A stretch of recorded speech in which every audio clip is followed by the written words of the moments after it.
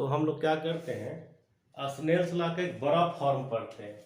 जो पढ़े वो मात्र 2 मीडियम के लिए था ना, ये बहुत सारे मीडियम के लिए डायरेक्टली अप्लाई किया जा सकता है। देखिए मान लीजिए ये पहला बाउंड्री है, इसके ऊपर एक मीडियम है μ1, इसके जस्ट नीचे एक मीडियम क्या है μ2। मान लीजिए कोई लाइट रे आया, ठीक है बाबू, तो ये इंसिडेंट एंगल I1 हो जाएगा, ठीक है, और ये हो जाएगा जी एंगल ऑफ रिफ्रैक्शन R1। कोई दिक्कत? अब ये फिर एक बाउंड्री पे टकराया, ये बाउंड्री जो है ना फिर कुछ मीडियम्स को अलग कर रही है। इसके जस्ट ऊपर क्या है μ2, इसके जस्ट नीचे क्या है μ3, ठीक है। तो अब ये एंगल जो है इसको आप एंगल ऑफ इंसिडेंस कहते हो ना I2। आप ध्यान से ये देख के बताओ कि I2 और R1 बराबर है क्या? बाई अल्टरनेट एंगल बराबर है, ठीक है। यही प्रोसेस आगे दोहराओ फिर से, ठीक है। अब ये फिर रिफ्रैक्ट करेगा, मान लो ऐसे, ठीक है ना। ये एंगल को आप क्या कहोगे R2, और यहाँ पे इंसिडेंट करेगा, ठीक है। ये एंगल को आप क्या कहोगे I3। आप फिर से देखो कि क्या I3 R2 के बराबर है ना। तो ऐसे ऐसे समझ लो कि ये बहुत सारे मीडियम हम ले लेते हैं, ठीक है ना। तो स्नेल्स लॉ का हम जनरलाइज्ड फॉर्म लिखने वाले हैं। कौन सा फॉर्म? जनरल फॉर्म, जो कहीं भी लग सकता है, कितना भी मीडियम के लिए। तो देखो पहले इन दोनों के लिए लगाओ, तो इन दोनों के लिए लगाओगे तो क्या लिखोगे, μ1 इंटू साइन I1 बराबर μ2 इंटू साइन R1। क्या ये सही है? बताओ, इन दोनों के लिए, ठीक है ना, बोलो। अब μ2 और μ3 के लिए लगाओ, इन दोनों के लिए लगाओ। इन दोनों के लिए लगाओगे तो क्या लिखोगे, लिखोगे μ2 इंटू साइन I2 बराबर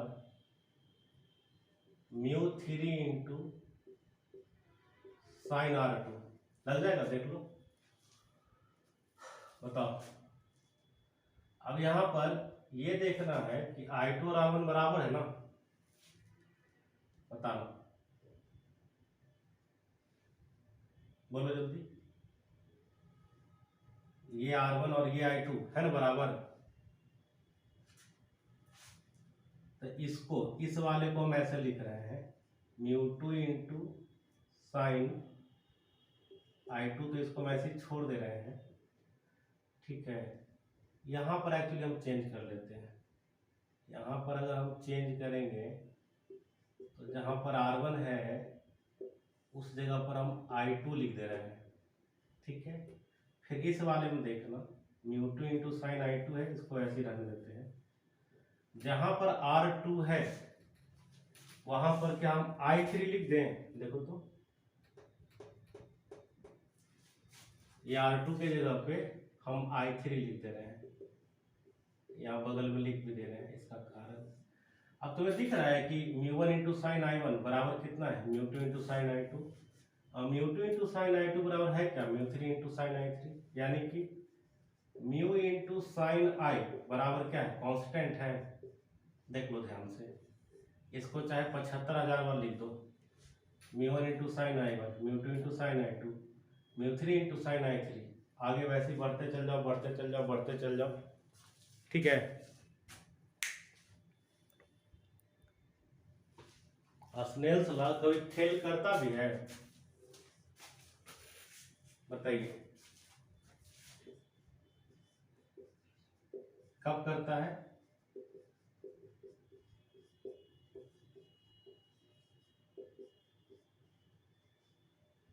कब करता है बताओ? नॉर्मल रे के केस में। नॉर्मल रे डिविएट करती है क्या? नहीं ना, नहीं, सीधे चली जाती है दूसरे मीडियम में बिना डिविएट किए। तो नॉर्मल रे के अंदर क्या होता है, नो डिविएशन, ठीक है ना। इसके लिए I बराबर भी 0 होता है और R बराबर भी क्या होता है, 0 ही होता है, ठीक है। तो नॉर्मल रे के लिए जो है ना वो आपका स्नेल्स लॉ काम नहीं करता है, ठीक है। नोट कर लीजिए आप लोग।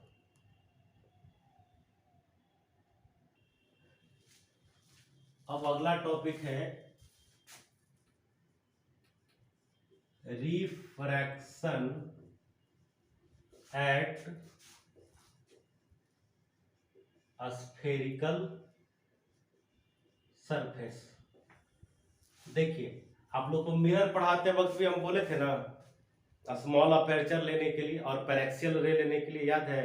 पैरेक्सियल रे जो प्रिंसिपल एक्सिस के बहुत क्लोज होता है, बताए थे ना, है कि नहीं? ऐसे ही याद रखिएगा, यहाँ पे जो स्फेरिकल सरफेस ले रहे हैं ना, उसका भी हम लोग क्या करेंगे भाई? अपर्चर स्मॉल ही लेने वाले हैं। और स्मॉल अपर्चर लेने से बताए थे ना, बहुत बड़े कर्व का एक छोटा सा हिस्सा कैसा दिखने लगता है आपको? स्ट्रेट दिखने लगता है कि नहीं? तो स्मॉल अपर्चर लेना है। अब आप देखिए, समझिएगा ध्यान से, ये आपको सरफेस दिख रहा है, ये बाउंड्री है। ये बाउंड्री क्या प्लेन बाउंड्री है क्या? नहीं ना है, ये बाउंड्री प्लेन नहीं है, ठीक है। इसके लेफ्ट हैंड साइड पे अलग मीडियम है, अलग दुनिया है। ये मान लीजिए आप मीडियम 1, जिसका रिफ्रैक्टिव इंडेक्स क्या है?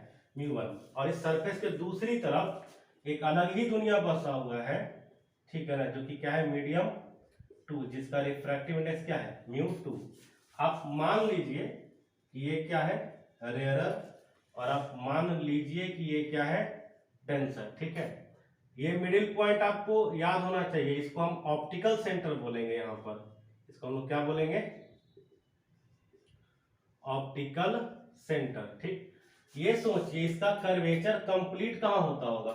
इस साइड, बताइए, मैंने रफली करके दिखाया भी है। तो इसका सेंटर ऑफ कर्वेचर कहाँ बनेगा? राइट हैंड साइड पे। तो ये इसका आ जाएगा बच्चों क्या? रेडियस ऑफ कर्वेचर, और साइन कन्वेंशन से प्लस भी हो जाएगा ना। अब कोई एक ऑब्जेक्ट है यहां पर, तो इससे एक रे निकला, अब वो कहां चला गया? Towards the principal axis. और दूसरा रे मान लीजिए यहां कहीं पे इंसिडेंट किया, इस रे को आप क्या कहेंगे? जो सी से पास कर रहा है, बताइए, इसको आप कहेंगे नॉर्मल रे कहिएगा ना इसको, आप लोग बोलिए, ठीक है। और ये जो रे आ रहा है, इसको इंसिडेंट रे कहिएगा। तो इस एंगल को आप क्या कहेंगे? एंगल ऑफ इंसिडेंस कहेंगे। अब बताइए, आप रेयरर से कहां जा रहे हैं? डेंसर में। तो लाइट रे को कहां मुड़ना होगा? Towards the normal. तो टुवर्ड्स दी नॉर्मल मुड़ेगा, तो मान लीजिए कि यहां कहीं पे ये जाके इंटरसेक्ट करेगा।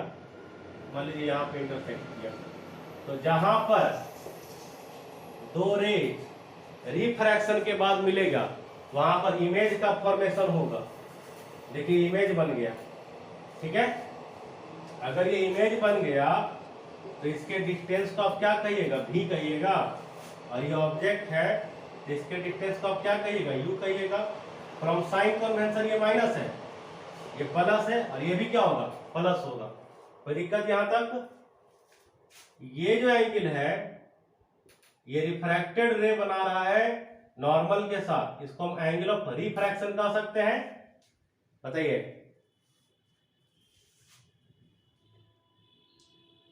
क्या? ये जो एंगल है, इसको अल्फा हम मान रहे हैं। ये जो एंगल है, इसको बीटा हम मान रहे हैं। और ये जो एंगल है, इसको थीटा हम मान रहे हैं। ये माना हुआ एंगल है, ठीक है ना। अल्फा हम लोग यहाँ पे मैं लिख दे रहा हूं, ये हम लोग माने हुए हैं। बीटा भी हम लोग अपनी तरफ से माने हुए हैं, और थीटा भी हमने अपनी ही तरफ से माना हुआ है, ठीक है ना। आप इस डायग्राम को एक बार गौर से देखिए, ठीक है। अगर नहीं समझ में आता है तो मैं दोबारा बताता हूं। ये लाइट रे जहां पे इंसिडेंट किया है, इस पॉइंट पे, मान लो इस पॉइंट का नाम T है, तब ये जो PT है ना, ये PT लगभग स्ट्रेट लाइन होगा, क्योंकि हम पहले ही बता दिया स्मॉल अपर्चर है। तो इस एंगल को आप क्या बोलिएगा? 90 बोल सकते हैं ना, बोलिए। तो अब एक ट्रायंगल बन रहा है, यहां से देखिएगा ध्यान से, मेरा फिंगर का मूवमेंट देखिए, ये ट्रायंगल बन रहा है ना।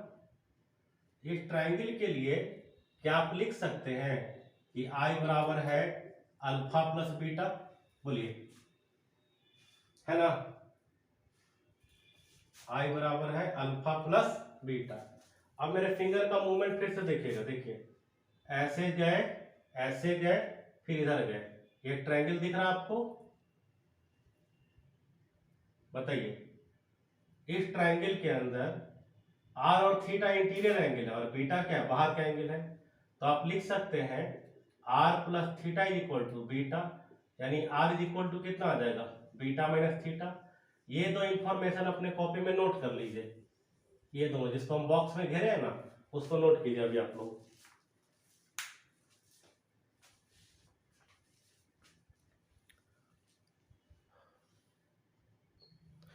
अब ये आप देखिए, हमने पहले ही डिस्कस कर दिया कि अपर्चर क्या है, छोटा। तो छोटा अपर्चर होने की वजह से कि जितना भी आपको एंगल दिख रहा है ना, यहाँ पे जितना भी एंगल है वो सब छोटा छोटा एंगल होगा, ठीक है ना। तो यहाँ पर alpha, beta, theta, I, R, ये सब कैसे एंगल्स होंगे, स्मॉल एंगल। स्मॉल एंगल क्या होता है, याद होगा, less than equal to 5 degree. और ऐसे एंगल्स के लिए आप क्या यूज कर सकते हैं, tan, जैसे मान लीजिए tan फाई है, tan फाई इक्वल टू आप क्या यूज करते हैं, 5, याद होगा ये चीज, बताइए, छोटे एंगल्स के लिए। अब हम लोग लगाने वाले हैं स्नेल्स लॉ, ठीक है ना। ऊपर और नीचे मेरे पास कुछ खाली जगह है, इसी में हम फार्मूला को प्रूव कर देंगे, क्योंकि डायग्राम का भी जरूरत है इसलिए, ठीक है। स्नेल्स लॉ अभी अभी हमने पढ़ा था, μ1 sin i is equal to कितना, μ2 sin r। Left hand side का मैं बताया था मीडियम क्या था, μ1, और ये incident angle. Right hand side का मीडियम में बताया था μ2, और ये है एंगल ऑफ रिफ्रैक्शन। कोई दिक्कत तो नहीं। अब ये एंगल्स छोटे हैं, तो छोटा एंगल के लिए ये होता है sin phi equal to phi equal to tan phi, ठीक है ना। इसको नोट कर लो, मैं इसको मिटाऊंगा।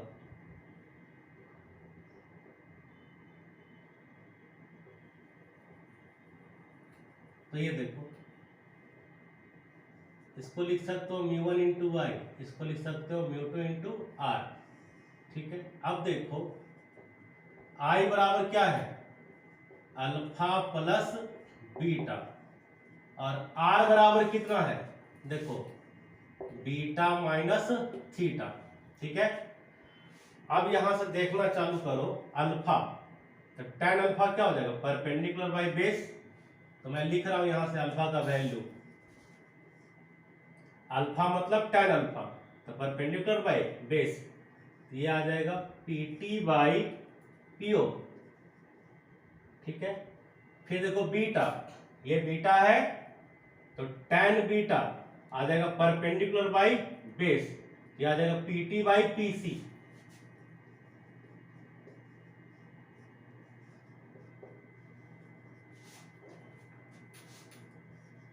फिर देखो बीटा फिर से आ गया, इसको भी क्या लिख सकते हैं हम, PT बाई PC। लास्ट में देखो ये थीटा दिख रहा है हमें, तो इस थीटा के हिसाब से ये परपेंडिकुलर होगा, और यहां से यहां तक, यहां से यहां तक क्या हो जाएगा, पूरा बेस हो जाएगा।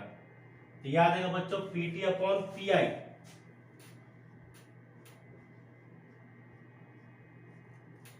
ठीक है। अब आप देख सकते हैं कि PT PT PT और PT ये पूरा कॉमन है, दोनों तरफ से कट जाएगा। अब जो बचा उस पर ध्यान देना, P से O, P से O क्या ऑब्जेक्ट का दूरी है, इसको लिख लीजिए -q। P से C क्या ये रेडियस ऑफ कर्वेचर है, इसको लिख दीजिए r, प्लस r है, ये भी PC क्या हो गया, r हो गया। और P से I, P से I क्या ये V का काम कर रहा है, बस अब आंसर आने ही वाला है, ठीक है ना।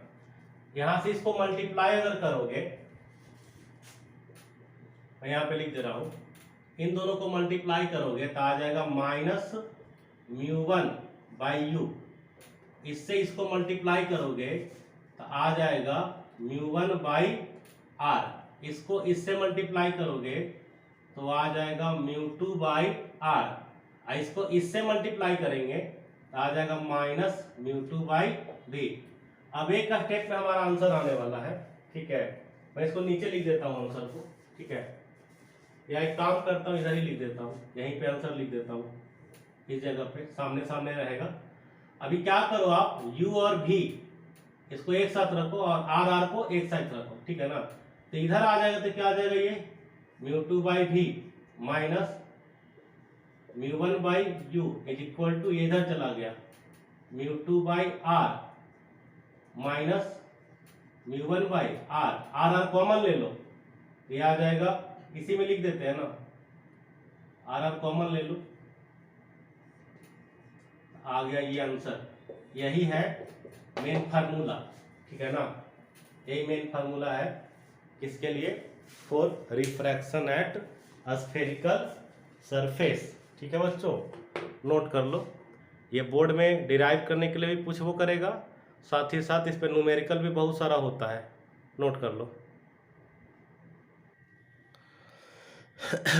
ध्यान रखना स्मॉल एंगल के लिए sin 5 और tan 5 होता है। देखिए बच्चों, अभी हमने ये प्रूव किया कि यह स्फेरिकल सरफेस है, इधर कोई ऑब्जेक्ट है O जिसका की डिस्टेंस क्या है u, इधर कुछ इमेज है I जिसका की डिस्टेंस क्या है v, ठीक है ना। ये वाला मीडियम क्या है μ1, क्योंकि इसमें क्या प्रेजेंट रहता है, इंसिडेंट रे। ये वाला मीडियम क्या है μ2, इसमें क्या प्रेजेंट रहेगा, रिफ्रैक्टेड रे। ये μ1 का मतलब याद रखना, ये कौन सा मीडियम है, ये है बाबू मीडियम ऑफ इंसिडेंट रे, ये ध्यान रखना है। जबकि μ2 क्या है, μ2 है मीडियम ऑफ रिफ्रैक्टेड रे।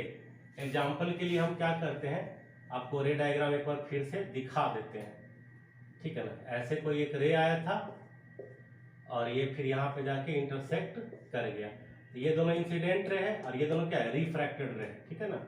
इसका दूरी क्या है u, ऑब्जेक्ट का दूरी, और ये इमेज का दूरी क्या है v। तो जो फार्मूला आप लिख रहे हैं μ2 by V minus μ1 by U is equal to μ2 minus μ1 by R. तो इसमें कौन सा टर्म का क्या मतलब है, समझ गए ना, बोलिए। ऐसा कई बार होगा बच्चों, ऐसा कई बार होगा, ठीक है ना, स्पेशल केस कि ये वाला जो मीडियम है ना, इसको हवा बना देगा। तो अगर हवा है पहला वाला मीडियम, इसका इंडेक्स कितना आ जाएगा 1, इसको ग्लास वलास कुछ बना देगा, कोई भी मीडियम ग्लास या पानी ऐसे कुछ बना देगा, तो उसका रिफ्रैक्टिव इंडेक्स को ना म्यू कह देगा। तो इसी फार्मूला को दोबारा अगर लिखें तो क्या लिख सकते हैं, mu by V minus 1 by U is equal to mu minus 1 by R. Nothing new, कुछ नया नहीं बताए, है ना। छाप लीजिए इसको भी। अब देखो, अगर एक सरफेस बच्चों ऐसा है, अब देखो पढ़ा रहा हूं, रिफ्रैक्शन एट प्लेन सरफेस। मान लो कि ऐसा कोई सरफेस होता, ठीक है ना, ये प्लेन है ना, इस तरफ का मीडियम क्या होता है μ1, इस तरफ का μ2, ठीक है। तो मुद्दा ये है कि जो प्लेन सरफेस है इसका अपर्चर छोटा ले लेते हैं, तो रिफ्रैक्शन एट प्लेन सरफेस है वो भी कैसा है, with small aperture, with small aperture. Small aperture का मतलब है कि जो I था या R था, है ना, ये दोनों कैसा एंगल रहेगा, छोटा छोटा, बोलिए, छोटा छोटा रहेगा। तो ये जो बहुत छोटा सा प्लेन फेस है, ठीक है ना, फिर से वही कहानी दोहरा सकते हैं, ये ऑब्जेक्ट है, ये क्या इमेज है, रे ऐसे गया ऐसे गया ऐसे बना, मान लो अभी जैसे किए थे। तो मात्र इतना सा बात है कि प्लेन फेस का रेडियस हम पढ़ाए क्या है, इनफाइनाइट। बोलिए यही ना पढ़ाए हैं कि प्लेन फेस का रेडियस क्या होता है, इनफाइनाइट होता है, ठीक है ना। अब वैसे पता है ये डायग्राम सही नहीं है, यह स्फेरिकल फेस के लिए तो ठीक था, बाकी इसमें क्या होगा कि जब आएगा तो या तो नॉर्मल के तरफ जाएगा या फिर क्या करेगा, नॉर्मल से आगे जाएगा, ठीक है ना। इसका रे डायग्राम मत लिखना, बस खाली ये याद रखना कि अगर ये क्या है, प्लेन सरफेस है, तो प्लेन सरफेस का रेडियस क्या होता है, इनफाइनाइट होता है, ठीक है ना। एक तरफ का मीडियम क्या है, μ1, एक तरफ का मीडियम है μ2, ठीक है। तो अभी अभी जो फार्मूला पढ़े थे, क्या पढ़े थे, μ2/v minus μ1/u is equal to क्या पढ़े हैं, μ2 माइनस μ1/r, r के जगह पे क्या रख दो, इंफिनिटी। अब समथिंग बाई इंफिनिटी हो कितना जाएगा बताओ, 0। तो यही इसका इक्वेशन हो गया, μ2/v minus μ1/u is equal to 0, ठीक है ना। ये हो गया प्लेन अगर face they they, surface with small aperture. ये सवाल देख के समझना पड़ता है कि स्मॉल अपर्चर है भी कि नहीं। देखिए बच्चों, हेडिंग है वर्चुअल या अपैरेंट डेप्थ। समझिएगा, मान लीजिए इसको एक फिश के एग्जांपल से ले लेते हैं।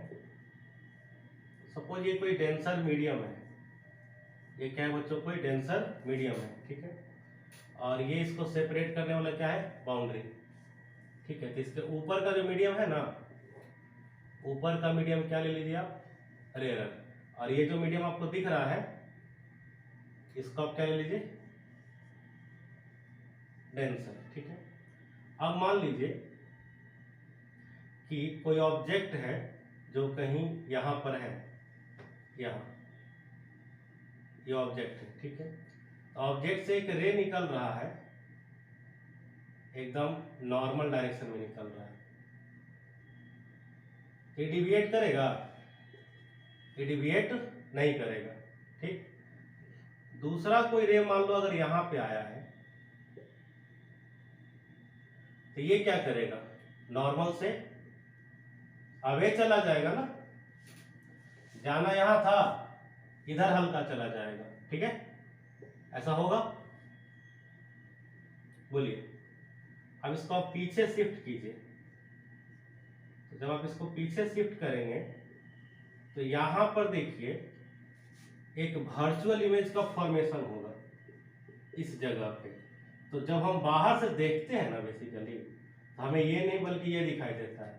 अब यहाँ पर एक पॉइंट है जो पहले ही मेंशन कर दिए थे, ये जो आई आपको लेना है ना, वो क्या लेना है, 5 डिग्री से कम। आर जो लेना है वो क्या लेना है, 5 डिग्री से कम। कहने का मतलब ये पॉइंट इस पॉइंट से बहुत दूर है क्या, इसको आप ऑप्टिकल सेंटर मानिए। क्या बहुत दूर है, नहीं, ये बहुत पास है, बहुत पास है, तभी जाके एंगल क्या बनेगा, स्मॉल स्मॉल एंगल बनेगा, ठीक है। तो ऐसी रेज को रियलिटी में पता है क्या होगा, इस तरीके का रेज आता है, देखो इस तरीके का। ये तीनों रेज, पांचों रेज क्या है, आपस में बहुत क्लोज है ना, बताइए। इसको बोलते हैं नियर नॉर्मल इंसिडेंस। क्या बोलते हैं, नियर नॉर्मल इंसिडेंस। ये मैं लिख दे रहा हूं, ये किसके लिए पढ़ रहे हैं, फॉर नियर, क्या बाबू क्या कह रहे हो, काइंड ऑफ, हाँ एकदम सही पकड़े, काफी क्लोज क्लोज रहता है ना सारा उसका जो मिस्टिक होता है, ठीक है ना। तो ऐसी ये जो रे तुमको दिखाया ना कि बहुत दूर है, एक्चुअली बहुत पास है, ये रे इसके बहुत ही पास है। ये क्लियर है। आप चाहे तो इधर से भी रे बना सकते हैं, बट जरूरत नहीं है, ठीक है ना, क्योंकि इमेज बनाने के लिए 2 रे चाहिए था, 2 हम बना दिए हैं, ठीक है ना। अब ये बताओ मुझे, आप ध्यान से देखना, ये एंगल आई है ना, तो ये भी एंगल क्या हो जाएगा, आई हो जाएगा। ये एंगल आर है, तो ये भी एंगल कितना हो जाएगा, आर हो जाएगा। एक्चुअली है क्या कि मैं आपको ये वाला प्रूफ दो तरीके से बताने वाला हूँ। एक तो डायरेक्ट फार्मूला से बना देते हैं, एक दूसरा मेथड से स्नेल्स लॉ से बना सकते हैं। बाहर का जो मीडियम है रिफ्रैक्टेड रे का मीडियम है, क्या सिखाए थे हम, रिफ्रैक्टेड रे का मीडियम हमेशा μ2 मानना। अंदर का जो मीडियम है वो इंसिडेंट रे का है, उसका हम क्या सिखाए थे, हमेशा क्या मानना, μ1 मानना। ठीक है, ये देखो ये जो ऑब्जेक्ट है तुम्हारा, ऑब्जेक्ट है रियल डेप्थ, इसको u मान सकते हो या इसको लोग t मानते हैं, मान लो पहली बात। और ये जो दिख रहा ना इमेज, इसको लोग भी मानते हैं, या यही है एडी, एडी बोले तो अपैरेंट डेप्थ। ठीक है, समझे ना। तो μ2 बाई भी minus μ1 by U is equal to क्या सिखाया था अभी, 0 बोलिएगा, यही सिखाया था ना। अब आप ये कीजिए, आपको चाहिए बेसिकली दोनों में रिलेशन। ठीक है, अब आप ये करते हैं कि μ1 बराबर मान लीजिए म्यू, ठीक है, अब μ2 बराबर मान लीजिए 1। क्या मान लीजिए कि अगर हवा होता, हो सकता है ना। अब स्पेशलाइजेशन पुट कर दीजिए, ये आ जाएगा। v का मतलब क्या था जी, अपैरेंट डेप्थ। देखिए μ1 की जगह 1 कीजिए, u का मतलब क्या था, रियल डेप्थ। आपको देखिए फार्मूला आ गया, mu upon apparent depth is equal to 1 upon real depth. एक सेकंड, उल्टा आ गया सही, उल्टा लिख दिए, रुको सही करते हैं। μ2 यहाँ पे कितना है, μ2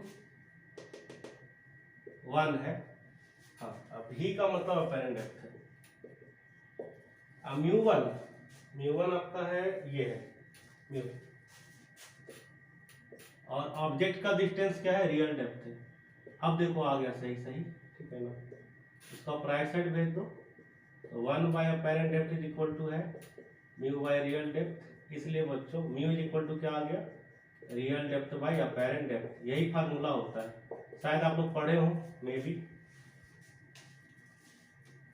ठीक है ना। और apparent depth is equal to क्या हो जाएगा यहाँ से, रियल डेप्थ बाय म्यू, या इसको हम लोग टी बाई म्यू भी कह सकते हैं। और इसी में एक चीज पढ़ना होता है, शिफ्ट का मतलब होता है, यहां से देखो ऑब्जेक्ट यहां पर है ना, इमेज यहां पर है, तो ऑब्जेक्ट और इमेज के बीच में कितना ऊपर की तरफ शिफ्टिंग हुआ है, उसी को बोलते हैं शिफ्ट। ये मैं लिख दे रहा हूं OI। इसका मतलब हो जाएगा real depth minus apparent depth, ये आ जाएगा real depth minus apparent depth. तो शिफ्ट का फार्मूला है t minus T by mu, या आप ऐसे लिख सकते हैं t common 1 minus 1 by mu. ठीक है, तो ये आ गया आपका जरूरत का चीज फार्मूला। ठीक है, इसको याद रखिएगा, डायरेक्ट नोट कीजिए।